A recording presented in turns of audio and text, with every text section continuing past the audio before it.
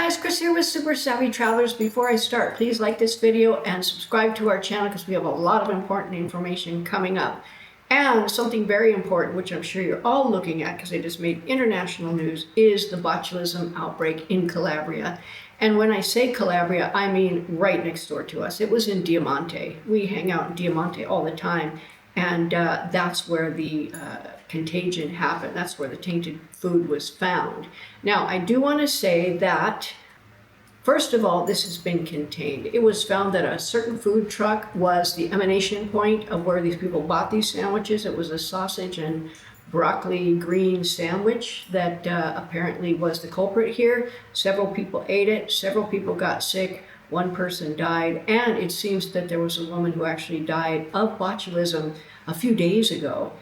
May or may not have eaten at the same truck, but it seems that she has because I haven't heard anything different. So this is all contained, and the investigation is not only looking at the food truck and all the food handling in the food truck, but also the providers that provided the broccoli. It's pretty much been decided that it's coming from the broccoli and not from the sausages or anything else in the truck. So they're looking at the broccoli providers and that sort of thing. So that's the good news. The bad news is that botulism can take days to affect you. So there still may be some cases popping up, in which case I hope it all goes well. We do know that the antitoxin has been flown into the local hospital, so they're ready in case anything like that happens. So that's the good news. Now let's talk about what is botulism. Botulism is an illness that's brought on by a toxin created by a spore, and it has a big Latin name. I'm not going to even say what it is because I'll have to read it to you and that'll be weird.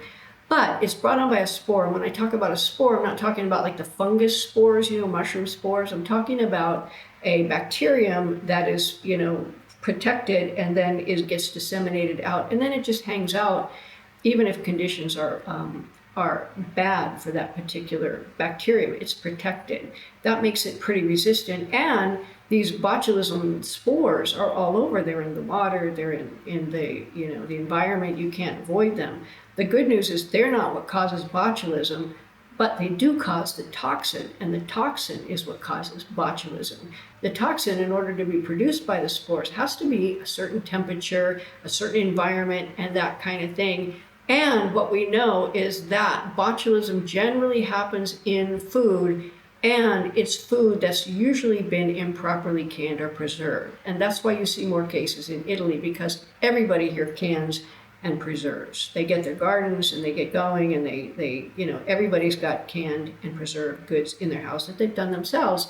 And it's actually surprising, given the fact that everybody does it, there isn't more cases.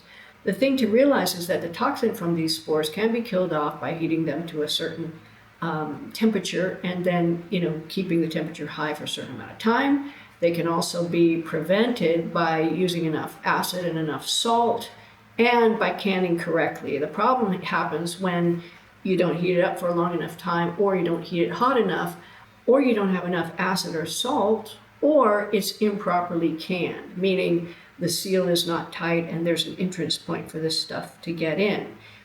The toxin that causes botulism is basically created in an anaerobic environment, meaning there's no air, right? So oil, things that are preserved in oil, things that are preserved in water, that kind of thing can be problems. I remember reading once about garlic cloves that are suspended in oil. You have to be careful about them because they could have botulism. And when we were kids, we were always cautioned about don't eat anything from a dented can because it could have a hole and it could be introduced. So that's basically what we're looking at here. Now, some of the symptoms of botulism poisoning that you want to look out for, I would imagine that they're pretty alarming, so I would imagine you would go to the doctor right away, one would hope. But a botulism it's like a paralytic, and it paralyzes you starting from the top to the bottom.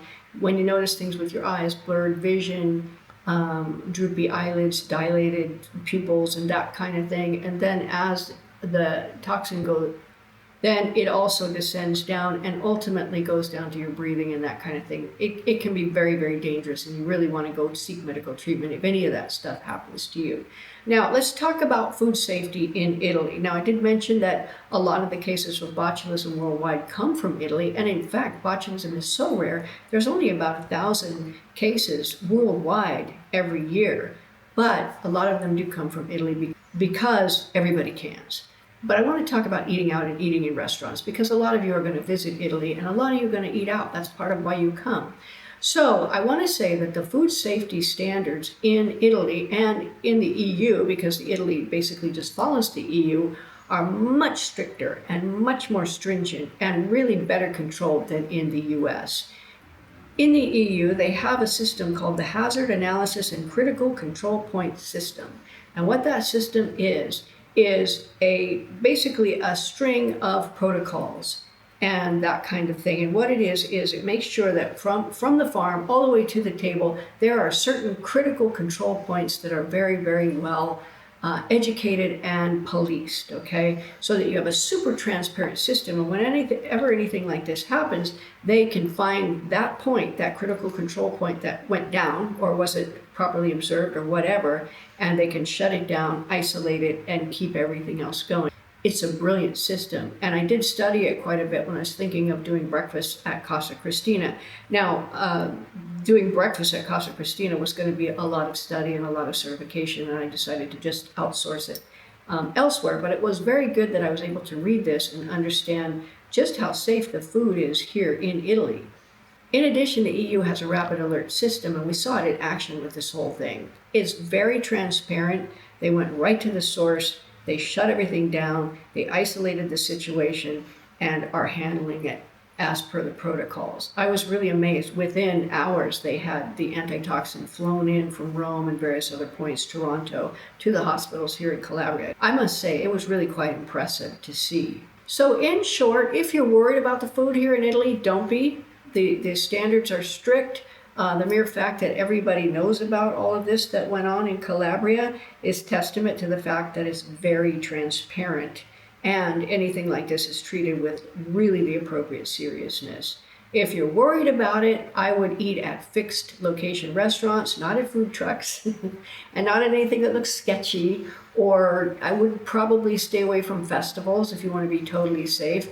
And use caution when you're buying things like preserved foods that are not cooked. They have a lot of preserved vegetables and things like that in Calabria that people preserve on their own, and they're delicious and I love them. But knowing what we know, if you're worried about it, I would stay away from them.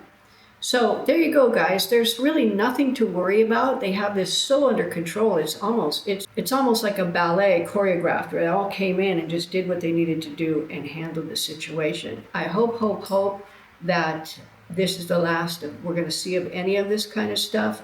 And my heart goes out to the families who are affected, and for the people who are recovering in the hospital now. I hope they have a full recovery, and I hope they have a wonderful life ahead of them. So there you go, guys. Hope this answers all your questions. If not, put them in the comments and I will answer them for you. Take care.